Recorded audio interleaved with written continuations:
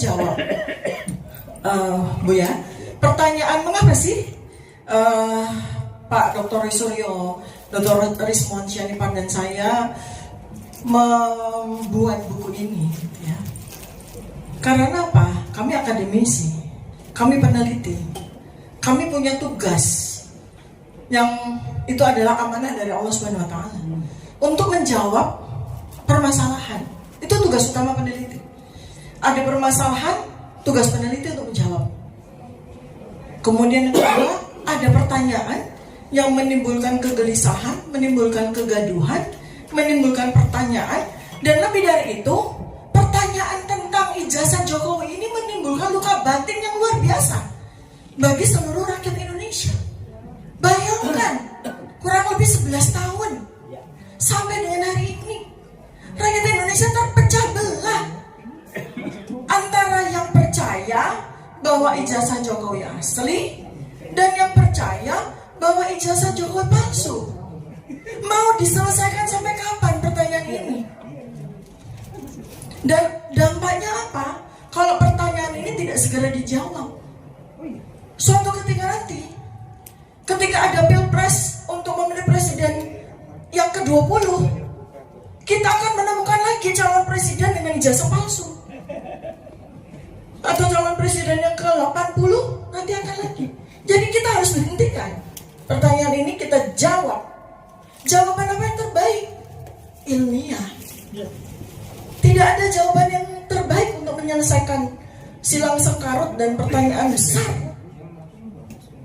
kecuali dengan metode ilmiah. Dan qadarullah Bapak dan Ibu, kami ini melakukan penelitian. Itu awalnya tidak ada yang mengkomandoi, tidak ada yang menjadi pelopor, tidak. Saya secara pribadi sudah melakukan penelitian itu sejak tahun 2022. Mas Roy pasti punya tanggal tertentu ya, di mana. Saya sih tahu Mas Roy itu udah meneliti sejak tahun 2017, benar ya Mas? Jauh sebelum saya. Saya terusik itu karena apa? Karena ada 2 orang jadi korban. Tadi kita sudah saksikan korban pertama Gus Nur, yang kedua adalah Pak Bambang Tri.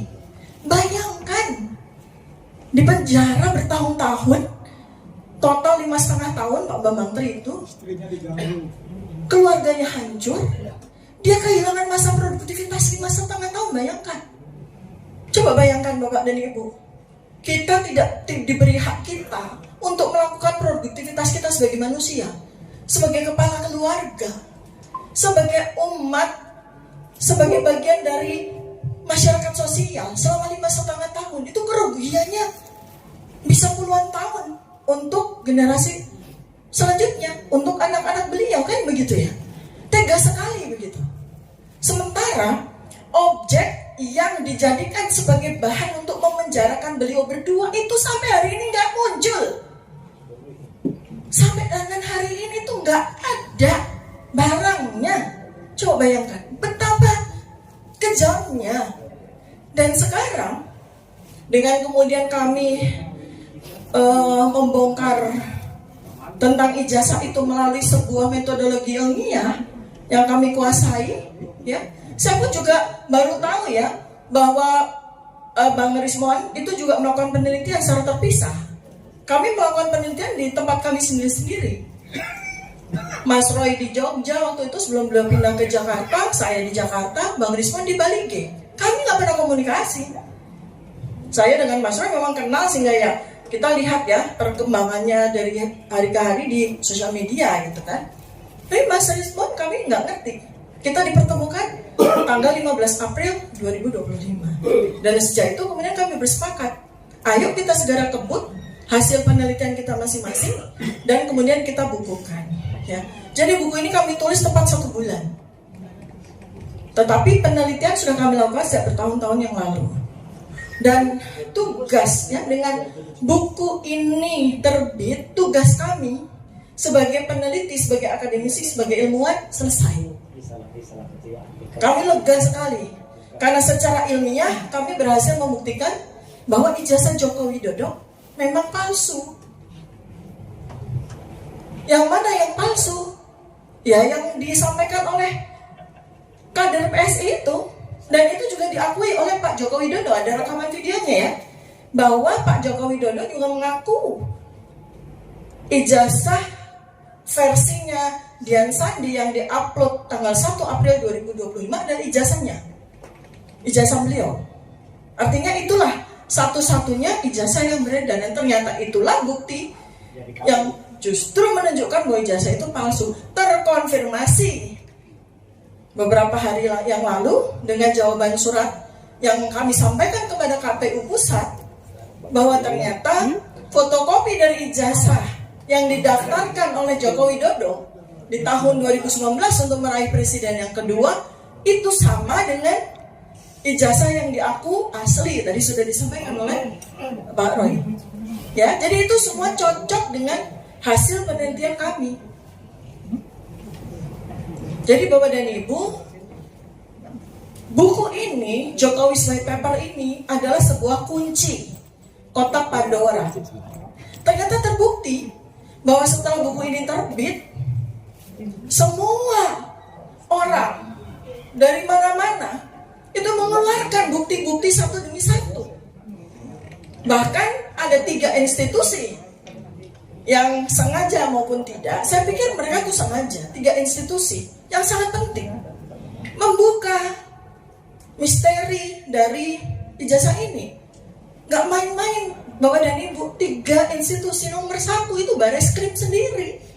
Di tanggal 22 Mei 2025 ketika melakukan konferensi pers tentang ijazah, baru di situ kita tahu bahwa Joko Widodo itu menempuh studi di kehutanan UGM itu bukan dari sarjana, tapi dari sarjana muda.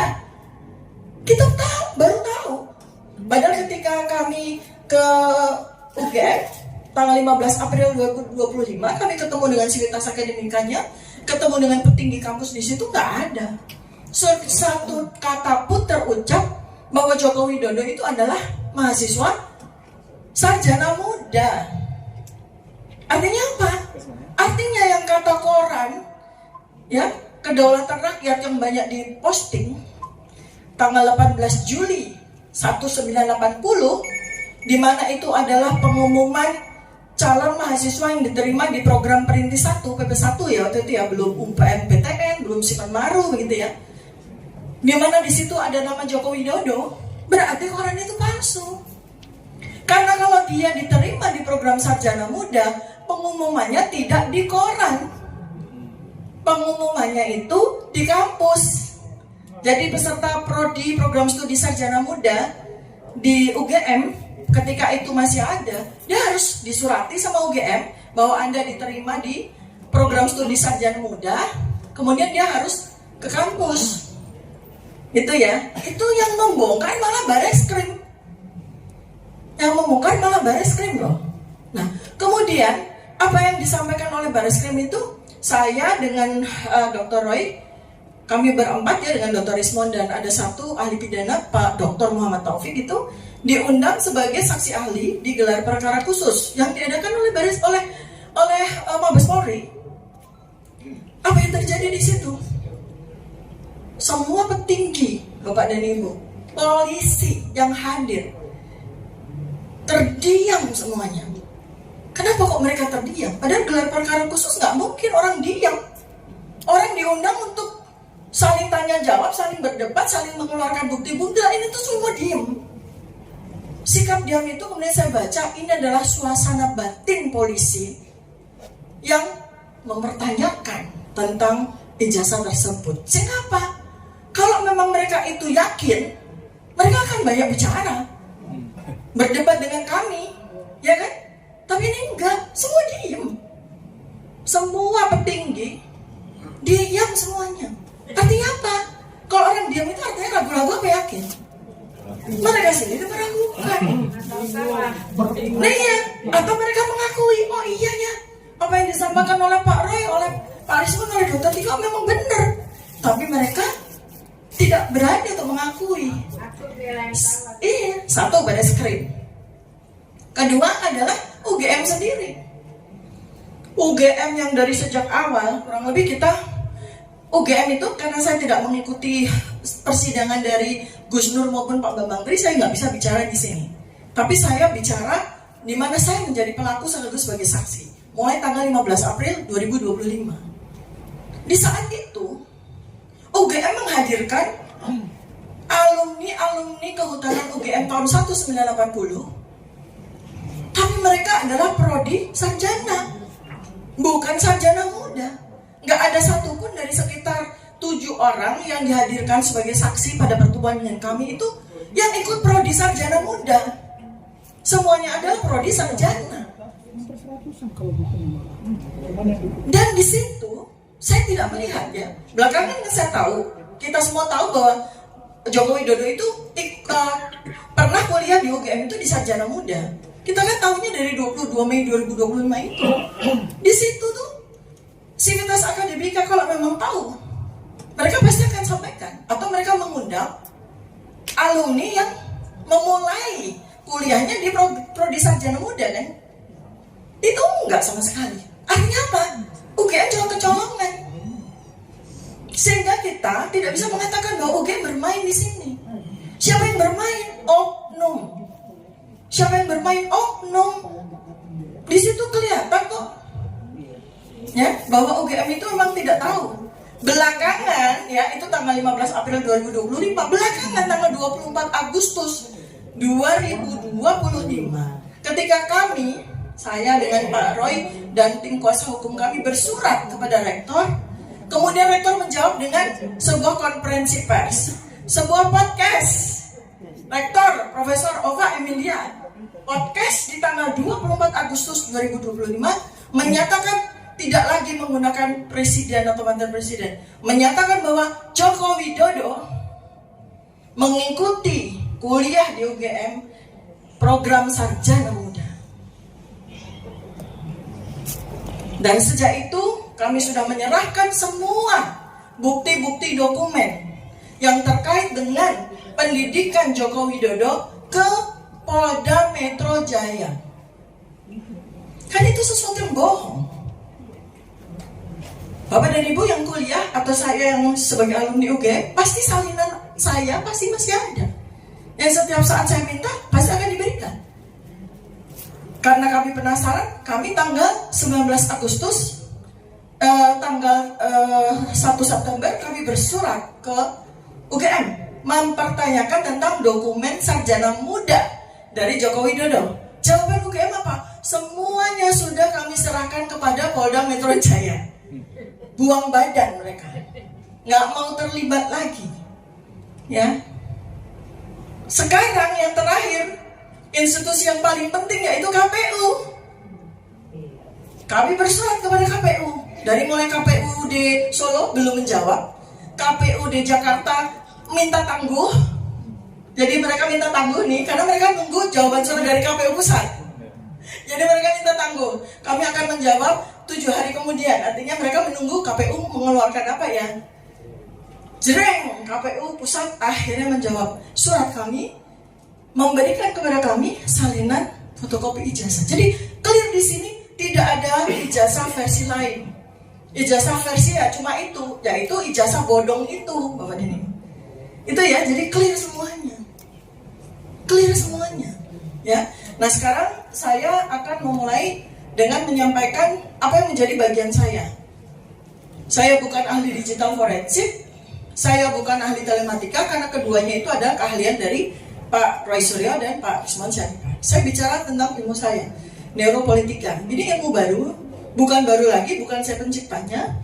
Saya menggunakan dan saya mengembangkan untuk bisa menjawab bagaimana otak manusia, ya, halaman 48. Bagaimana otak manusia itu, ya, ini otaknya Pak Jokowi, dibedah dengan ilmu neuropolitika ya. Jadi Prof nggak susah-susah buka kepalanya Pak Jokowi. Kita menggunakan teknologi ya, melakukan pembedahan. Pembedahannya artinya bukan dibedah seperti Prof tugasnya ya, tapi melakukan pembacaan. Melakukan pembacaan terhadap otak Jokowi. Dengan cara apa? Dengan cara kita mengcapture perilakunya yang saya dapatkan dari video-video, ratusan foto-foto, kita capture perilakunya, kemudian ekspresinya, ekspresi wajah, kemudian narasinya, ketika pidato, ketika bicara gitu ya. Nah itu semua kemudian kita lakukan analisis secara meta-analisis, meta-sintesis dari semua itu. Dengan teknologi Bapak dan Ibu, maka wajah seseorang adalah dokumen yang otentik. Wajah itu ternyata tidak bisa bohong.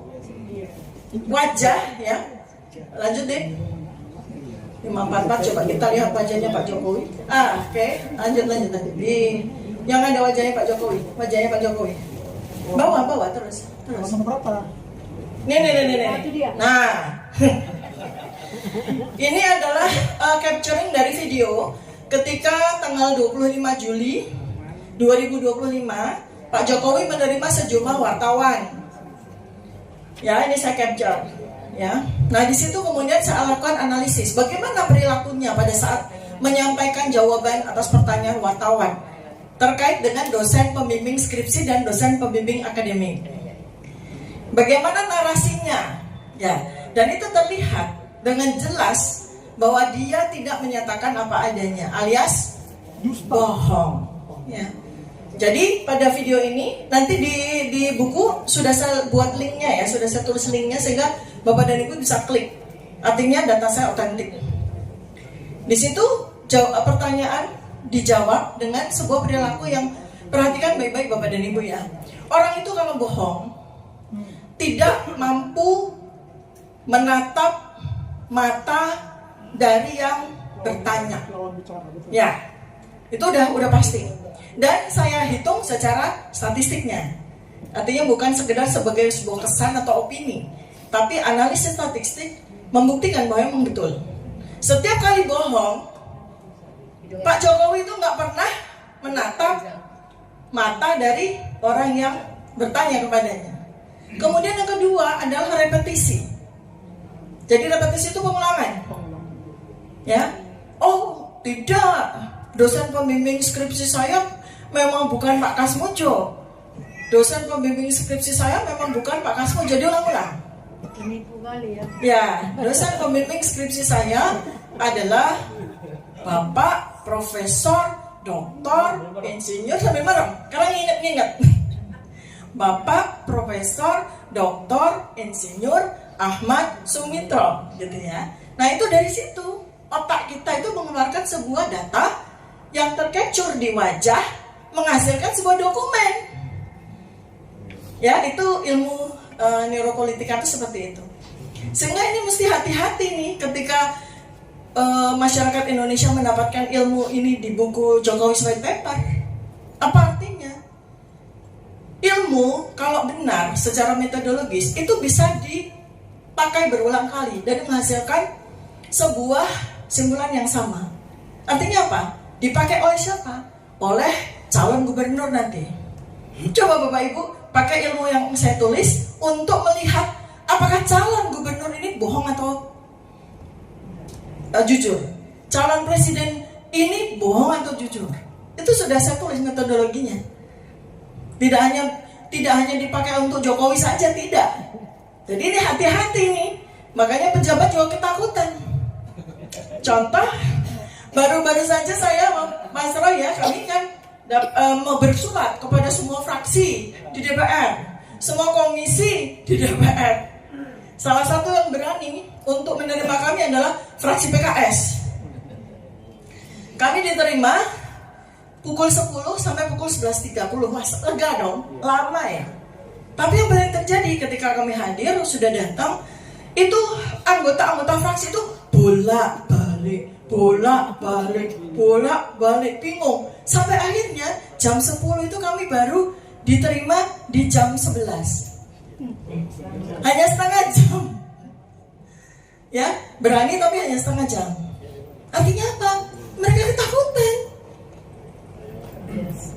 Karena ternyata ya ini adalah sebuah informasi yang kami terima dari media. Ada media bisa di searching ya, 60% pejabat itu ijazahnya bodong. Banyak ya. Gimana mereka nggak takut menerima kita? Kita nggak tahu nggak?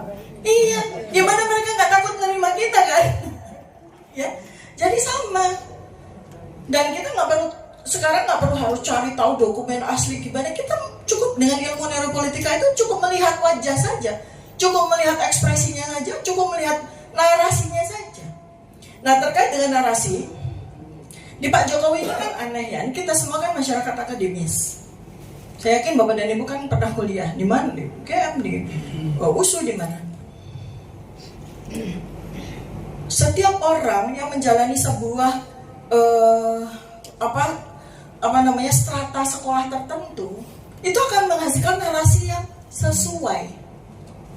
Misalnya begini, lulusan SD, mohon maaf ya, gak mungkin dia bicara seperti seorang sarjana. Demikian juga nih sebaliknya. Bagaimana seorang sarjana UGM ini ya, kebetulan kami mungkin Bapak dan Ibu ada yang lulusan UGM. Oh, tadi ada ya Bapak yang lulusan teknik elektro ya. Kita itu punya batas untuk nilai bahasa Inggris, TOEFL dan MKDO kita. Sehingga tidak mungkin seorang sarjana UGM itu ketika bicara bahasa Inggris tuh we walk the talk. Nggak mungkin. Tidak mungkin.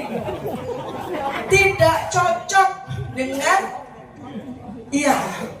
nggak cocok, nggak mungkin.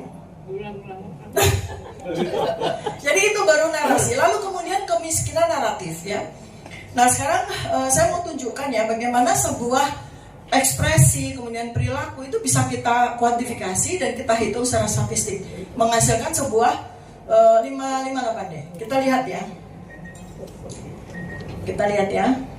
Terus. Ini ya. Nah ini ya, stop. Nih, perhatikan ya dari sisi angkanya. Kemunculan narasi ini dari 2019 sampai 2025, ya, 6 tahun. Pak Jokowi selalu mengatakan begini, saya kuliah di UGM, udah tanpa detail. Pernah nggak Pak Jokowi cerita gimana dia kuliah? Iya. Seperti apa kuliah? Teman-temannya gimana? Ya. Kita nggak cukup orang bicara saya kuliah di UGM terus kita percaya. Ya mohon maaf. Kalau Bapak Ibu percaya, Anda kurang update. Nggak mungkin seseorang yang pernah kuliah hanya bilang saya kuliah di UGM, nggak mungkin. Teman sebangku. Teman sebangku. Kuliah maksud teman sebangku. Ada kuliah teman sebangku. Terus yang paling lucu ya di dalam salah satu video nanti kami akan sampaikan di buku yang kedua kami ya, bukan di sini karena ini halamannya udah 700 halaman. Kalau kami sampaikan semua hasil penelitian bisa 1000 halaman lebih. Makanya nih, jadi ada satu observasi saya bagaimana klaim umum dari Pak Jokowi dari satu aja udah salah. Jadi ada sebuah video di mana beliau datang ke gedung pusat UGM, gedung pusat itu gedung rektoratnya. Terus di situ di capture mengatakan bahwa disinilah saya wisuda. Padahal kalau wisuda tahun 1985 bukan di gedung itu, di gedung Pemuda, itu aja udah salah. Kemudian lanjut lagi, saya ketika kuliah sambil menunggu jam kuliah, saya nongkrongnya di sini. Memang betul, gedung pusat itu kan gedungnya tuh tua, kuno gitu, sejuk, sehingga memang kita tuh sering belajar di situ. Kalau ujian tuh ramai sekali, mahasiswa belajar di situ. Tapi kalau dia mengatakan bahwa di sela kuliah dia nongkrong di situ, itu sangat mustahil. Ya pasti telat. Orang Fakultas Kehutanan di sana, gedung pusat di sini, ya. Nah seperti itulah narasi-narasi yang keliru ya. Ya, nah jadi saya kuliah di UGM tanpa sebuah detail yang menunjukkan bahwa ini orang pernah kuliah atau tidak itu 18 kali, 52%. Artinya apa? Itu sudah valid bahwa bisa dipastikan dia tidak pernah kuliah di UGM. Ya. Narasi dangkal, minim kontribusi hipokampus. Apa itu hipokampus? Apa Prof? Jadi gini, hipokampus ya, coba deh ke atas yang saya mau tunjukkan ya. Hipokampus ya. Ini penting, satu aja dari bagian terus yang hipokampus deh. Terus yang hipokampus. Lanjut. Nah. Nah itu ya area di situ tuh namanya hipokampus. Jadi Bapak dan Ibu, orang kalau mengingat sesuatu yang terjadi pada dirinya, pada kehidupannya 40 tahun yang lalu, ingatan itu tersimpannya di hipokampus, di bagian situ tuh. Bentuknya apa? Bentuknya film, bukan bentuk narasi. Bentuknya film. Jadi ketika kita direkol, gimana itu waktu masa kuliah? Yang kita ingat itu, wah, yang kita ingat itu pasti dekilnya teman-teman kita, bandelnya kita dulu, kita bolos, ngitip absen, gitu-gitu loh. Itu yang akan, kenapa? Ketika kita ditanya KKN gitu ya, kita nggak jawab KKN saya di desa Ketoyan, ya desa Ketoyan, kecamatan mana, Wonosegoro, Kabupaten, enggak. Saya dulu KKN tuh, kalau saya karena dokter ya, saya bikin sunatan massal. Nah kayak gitu, anaknya saya apa namanya, anaknya kabur mau disunat, ceritanya begitu. Tapi ketika saya ditanya, kuliah KKN Dokter Tika di mana? Bentar. Saya tuh di Magelang, tapi saya lupa persisnya di mana gitu. Malah nggak ingat. Tapi yang saya ingat ya itu betapa serunya waktu KKN. Yang ditanya ketika Dok Jokowi membuktikan bahwa dia pernah KKN, yang dia saya KKN di desa Toyan, kecamatan Wonosegoro, Kabupaten Boyolali. Yang dia ingat itu adalah ingatan yang ada di prefrontal cortex, ingatan yang dipelajari, dia hafal. Jadi dia nggak ada recall di memori di hipokampus bagaimana dia KKN sesungguhnya. Nah yang kemudian terbukti pada pernyataan Barreskrim tentang KKN keliru dengan apa yang disampaikan oleh Joko Widodo sendiri. Barreskrim di 22 Mei 2025 mengatakan KKN-nya Jokowi tahun 1983. Tapi ketika Joko Widodo ditanya, saya KKN awal tahun 1985. Masa mana ada orang KKN 2 kali ya? Nah, itu contohnya ya, bahwa hipokampus ya, sebuah tempat di mana memori kita tentang masa lalu kita itu disimpan sebagai sebuah film, bukan sebagai sebuah kata-kata, narasi. Ya, itu adalah di mana otak itu adalah sebuah dokumen yang otentik, nggak bisa bohong. Ya. Kemudian yang terakhir yang ingin saya sampaikan, ya, jadi banyak temu yang mengatakan ini buku sampah, ya. Ini buku nggak valid. Kenapa? Karena nggak ada komparasinya. Metodologi tidak selalu membutuhkan komparasi. Apalagi ini kasus satu-satunya di dunia. Bahkan mungkin di dunia. Dari 8 presiden ini satu-satunya presiden yang antik ini loh, seunik ini dan senyebelin ini. Nah itu dia. Jadi kita nggak mungkin ada komparasinya. Ada memang beberapa presiden, perdana menteri di dunia itu memasukkan ijazah doktor. Kalau mau dikomparasi, ada beberapa kasus. Terus terjadi apa ya? Mereka dipecat. Bahkan ada yang dipenjarakan. Nah kalau mau dikompar, ya berarti nanti Pak Jokowi ya dipenjarakan. Iya harus. Iya kan, komparasinya kan gitu. Ini adalah sebuah studi kasus. Pertama kali, mudah-mudahan satu-satunya. Jangan sampai ada 2 kali. Maka kami berani untuk menuliskan buku ini dengan Jokowi. Di dalamnya Bapak Ibu di 700 halaman, ratusan kali kami menyebutkan Joko Widodo. Joko Widodo. Itu tanda apa? Kami berani mempertanggungjawabkan hasil penelitian ilmiah kami. Kami tidak menggunakan inisial JKW, menggunakan Mulyono, enggak. Kami sebut Joko Widodo karena memang subjek penelitian kami adalah Joko Widodo. Apakah itu ada konsekuensi hukumnya? We don't care. We don't care. Kenapa Bapak Ibu?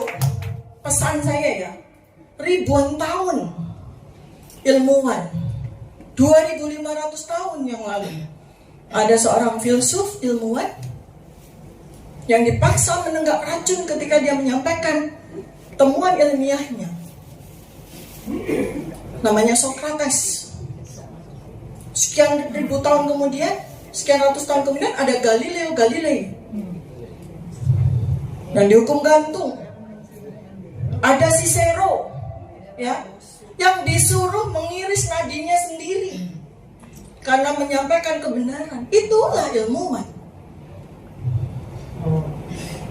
Ya tentu saja kami juga harus berjuang untuk menegakkan hukum, bahwa kalau seorang ilmuwan menyampaikan kebenaran itu areanya bukan area hukum. Kalau memang kami mau dibantah, bantahlah dengan ilmu, bantahlah dengan penelitian yang lain. Jangan bantah dengan narasi, apalagi narasinya termul. Itu pembodohan. Dan masyarakat Indonesia, saya yakin sejak beberapa tahun terakhir ini mencerdas dengan cepat. Alhamdulillah. Bahkan penelitian yang terakhir terkait dengan hasil penelitian kami yang kami bukukan di Jokowi's White Paper ini, 93% netizen percaya bahwa ijazah Joko Widodo itu palsu. Ya, demikian yang bisa saya sampaikan. Mudah-mudahan Anda ada pertanyaan. Terima kasih atas perhatian dan mudah-mudahan memberikan pencerahan. Assalamualaikum warahmatullahi wabarakatuh.